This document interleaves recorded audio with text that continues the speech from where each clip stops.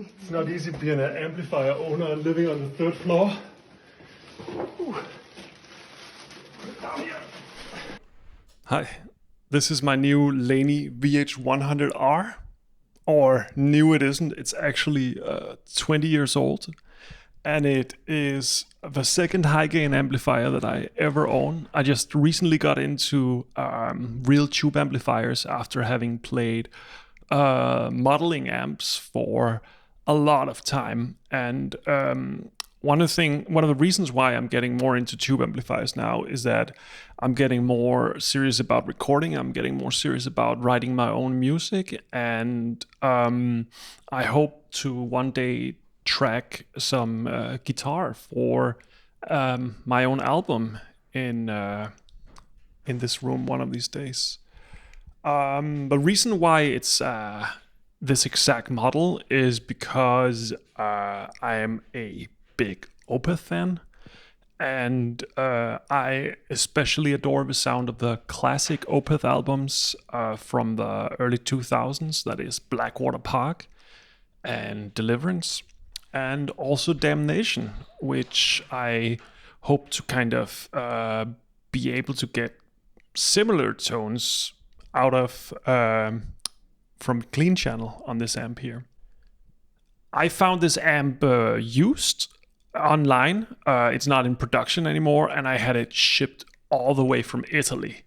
And I naively choose the cheapest shipping option with Poste Italiano and international shipping and all that. And I actually think that the Italian post system was fairly efficient, but it took about a month from Italy to my home in Copenhagen. So when it was arriving, I was a very, very, very happy man. Alfredo! He is coming home to me! He is coming home! Too weird though. Yes, sir. Ta-da!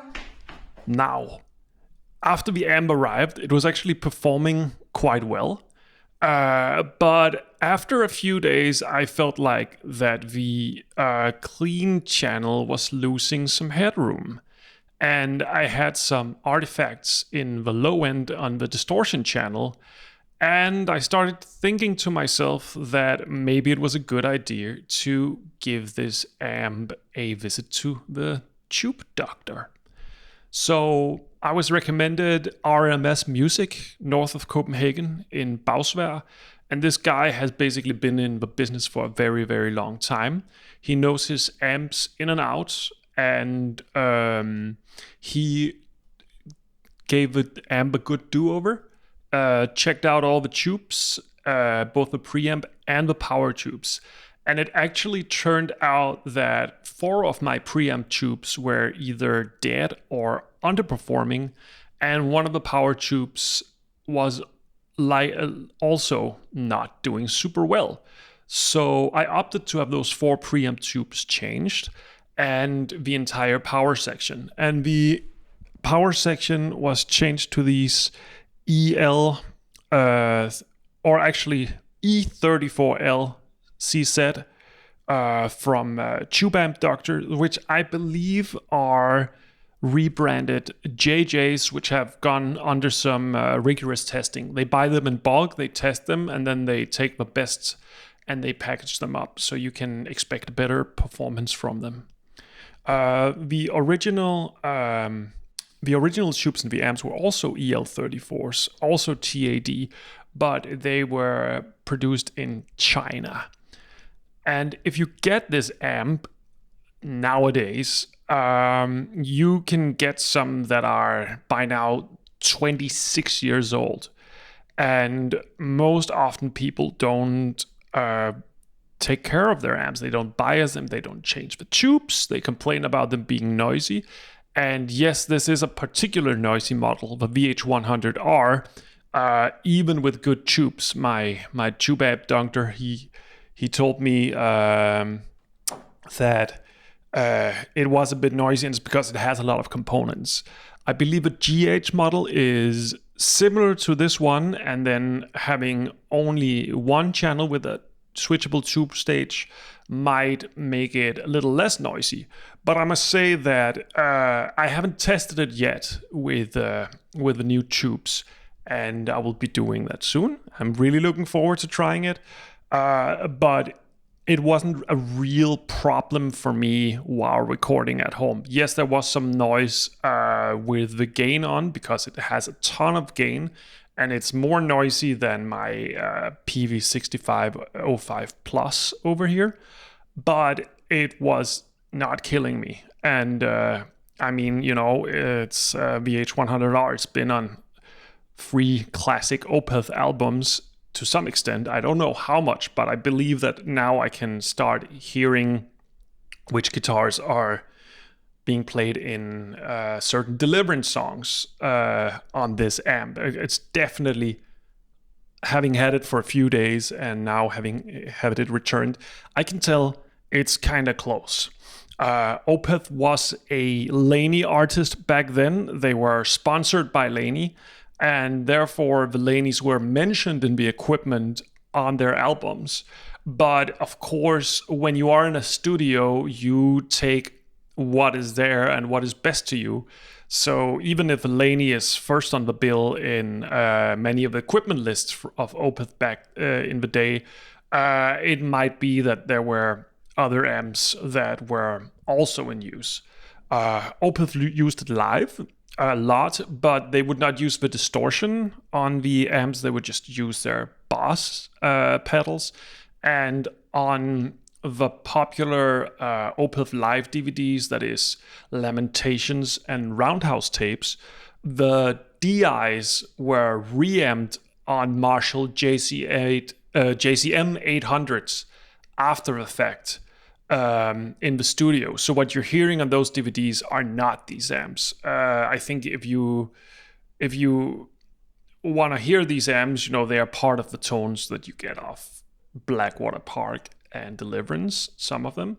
But there are also other amps such as the Engel Savage 120 on Blackwater Park, and the Mesa Boogie, one of the rectifiers on Deliverance especially. And then the 5150 with a more saturated tone is also mentioned a lot. I have no idea if Opeth used 6L6s or EL34s on those albums, but I think without having tried the 6L6s that the EL34s get kind of close. So yeah, that was a lot of talking. Let's get to some sound demos.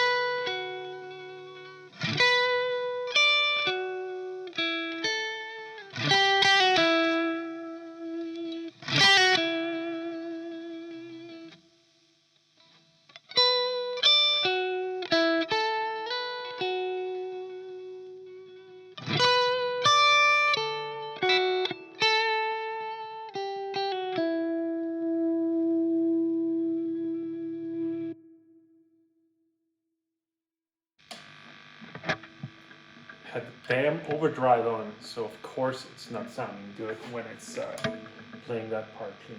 Anyway.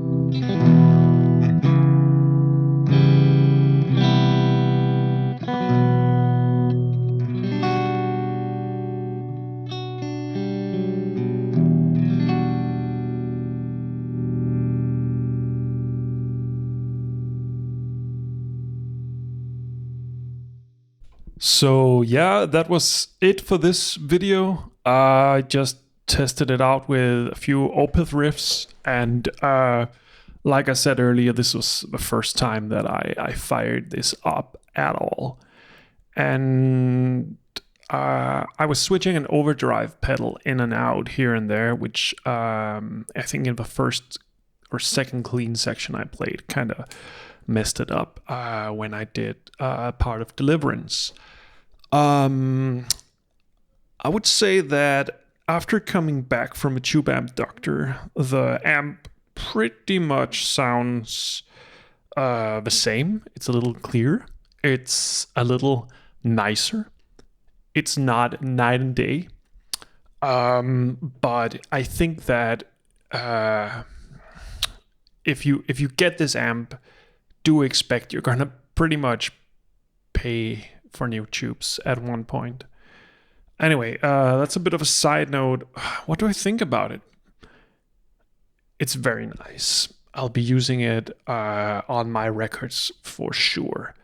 I think that maybe I should go for a less gainier clean tube sometime, just in order to sort of accommodate the fairly high output of my Paul Reed Smith, so that I don't have to ride the volume as much.